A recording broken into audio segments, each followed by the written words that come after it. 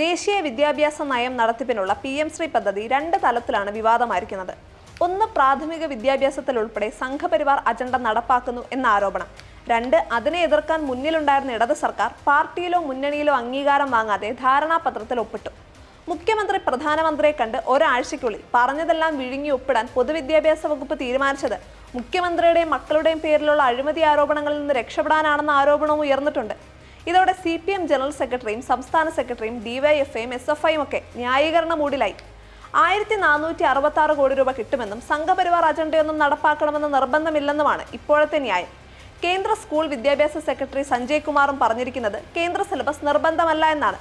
പക്ഷേ PM ശ്രീയുടെ ലക്ഷ്യം തന്നെ NEPയുടെ നടപ്പാക്കലാണെന്നിരിക്കെ ഇത്തരം ഭാഷ്യങ്ങളുടെ ഭാവി എന്തെന്ന് ആർക്കും ഒരുറപ്പുമില്ല.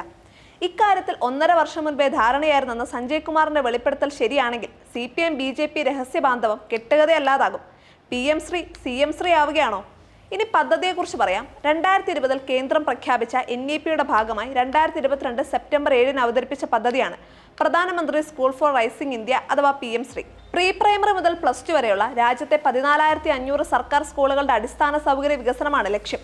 നിലവിൽ കേരളത്തിലെ ജവഹർ നവോദയ വിദ്യാലയങ്ങളും കേന്ദ്രീയ വിദ്യാലയങ്ങളുമായി 47 സ്ഥാപനങ്ങൾ പദ്ധതിയുടെ ഭാഗമാണ്. സംസ്ഥാന സർക്കാരിന്റെ സ്കൂളുകളെ ഉൾപ്പെടുത്തണോ എന്നത് മാത്രമാണ് വിഷയം. 5 വർഷത്തേക്കുള്ള പദ്ധതിക്കായി 27,360 കോടി രൂപ വകയിരുത്തിയിട്ടുണ്ട്. കേടുപാടുകളില്ലാത്ത സ്കൂൾ കെട്ടിടം, ആൺകുട്ടികൾക്കും പെൺകുട്ടികൾക്കും പ്രത്യേക ടോയ്ലറ്റ്, ഭിന്നശേഷിക്കാരായ കുട്ടികൾക്ക് റാമ്പുകൾ, വിദ്യാർത്ഥികളുടെയും അധ്യാപകരുടെയും നിശ്ചിത നിലവാരം തുടങ്ങിയ മാനദണ്ഡങ്ങൾ പാലിച്ചിട്ടുള്ള സ്കൂളുകളെയാണ് തെരഞ്ഞെടുക്കുന്നത്. പദ്ധതി ചെലവിന്റെ 60% കേന്ദ്രവും 40% സംസ്ഥാനവും വഹിക്കണം. ഒരു സ്കൂളിന് പരമാവധി ലഭിക്കുക 1.13 കോടി രൂപയായിരിക്കും. NEP നടപ്പാക്കുകയും സ്കൂളിന്റെ പേരിന് മുന്നിലായി PM ശ്രീ എന്ന് ചേർക്കുകയും പ്രധാനമന്ത്രിയുടെ ചിത്രം പതിക്കുകയും വേണം. NCERT സിലബസ് ആയിരിക്കും നടപ്പിലാക്കുക. വിദ്യാഭ്യാസ രംഗത്ത് ക്രിയാത്മക മുന്നേറ്റത്തിന് വഴിതെളിക്കുന്നതാണ് മേൽപ്പറഞ്ഞ കാര്യങ്ങളെല്ലാം. പക്ഷേ പാഠ്യപദ്ധതികളിൽ ഉൾപ്പെടെ ചരിത്ര അപനിർമ്മിതിയിലൂടെ സംഘപരിവാർ ഭാഷ്യങ്ങൾ കുത്തിത്തിരികിയിട്ടുള്ള BJP PM ശ്രീയിൽ അതിന് ശ്രമിക്കില്ലെന്ന് വിശ്വസിക്കാനാകില്ല. വിവാദത്തിലേക്ക് തിരിച്ചു വരാം. ഹിന്ദുത്വവൽക്കരണമാണ് ലക്ഷ്യമെന്ന് പറഞ്ഞ് ഇതിനെ തുടക്കം മുതൽ വിമർശിക്കുന്നതിൽ മുന്നിലുണ്ടായിരുന്ന ഇടതുപക്ഷമായിരുന്നു. വിദ്യാഭ്യാസത്തിലും ചരിത്രത്തിലും കാവ്യവൽക്കരണം നടപ്പാക്കുമെന്നതായിരുന്നു പ്രധാന ആക്ഷേപം. NEPയിലെ ഹിന്ദിക്കും സംസ്കൃതത്തിനും പ്രാധാന്യം നൽകുന്ന ത്രിഭാഷാ നയത്തിനെതിരെയാണ് തമിഴ്നാട് രംഗത്തെത്തിയത്. ഇതിന്റെ പേരിൽ അവർക്കും സർവശിക്ഷ അഭിയാൻ ഫണ്ട് തടഞ്ഞെങ്കിലും സുപ്രീം കോടതിയെ സമീപിച്ചതോടെ കുടിശ്ശികയിൽ ഒരു വിഹിതം നൽകാൻ കേന്ദ്രം നിർബന്ധിതമായി. കോടതി വിധി വരാനിരിക്കുന്നതേ ഉള്ളൂ. കേരളവും സുപ്രീം കോടതിയെ സമീപിക്കുമെന്ന് പറഞ്ഞിരുന്നെങ്കിലും പോയില്ല. ഇതിനിടെ മുഖ്യമന്ത്രി പ്രധാനമന്ത്രിയുമായി കൂടിക്കാഴ്ച നടത്തിയതിന് തൊട്ടു പിന്നാലെ PM ശ്രീയിൽ സംസ്ഥാനം ഒപ്പിടുകയും ചെയ്തു.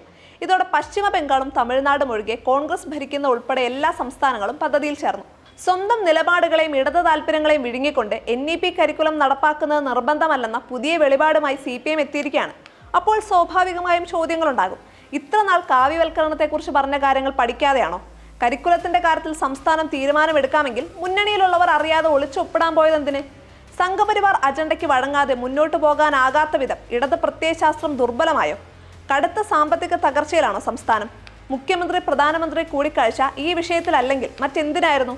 പ്രതിപക്ഷം ഉൾപ്പെടെ ആരോപിക്കുന്ന BJP CPM ബാന്ധവത്തിന് മുഖ്യമന്ത്രിയാണ് ചരട് വലിക്കുന്നത്. ആ ബാന്ധവം CPIയുടെ എതിർപ്പിനെ പോലും അവഗണിക്കാൻ തക്കവിധം ശക്തമാണോ? ഈ ബന്ധം അടുത്ത നിയമസഭാ തെരഞ്ഞെടുപ്പിലേക്ക് നീളുമോ? BJPയുടെ കോൺഗ്രസ് മുക്ത കേരള താല്പര്യത്തെ CPM സഹായിക്കുന്നുണ്ടോ? PM ശ്രീ നിരവധി ചോദ്യങ്ങളെ സജീവമാക്കിയിരിക്കുകയാണ്. ഇതെന്ത് സർക്കാരാണെന്നോ സഖ്യകക്ഷികളെയും ജനത്തെയും ഇരുട്ടിലാക്കിയെന്നോ ഒന്നും ചോദിക്കുന്നതിൽ അർത്ഥമില്ല. ഇരട്ടത്താപ്പ് രാഷ്ട്രീയം ജനത്തെ പണ്ടേ ഇരുട്ടിലാക്കി കഴിഞ്ഞു. PM ശ്രീ അതിൽ പുതിയത് മാത്രമാണ്. പദ്ധതിയുടെ ഗുണഗണങ്ങൾ ഇന്റർനെറ്റിൽ തെരഞ്ഞാൽ കിട്ടും. പക്ഷെ അതിനുവേണ്ടി തലയിൽ മുണ്ടിട്ട് പോയത് എന്തിനാണെന്ന് CPM പറയാതെ അറിയില്ല.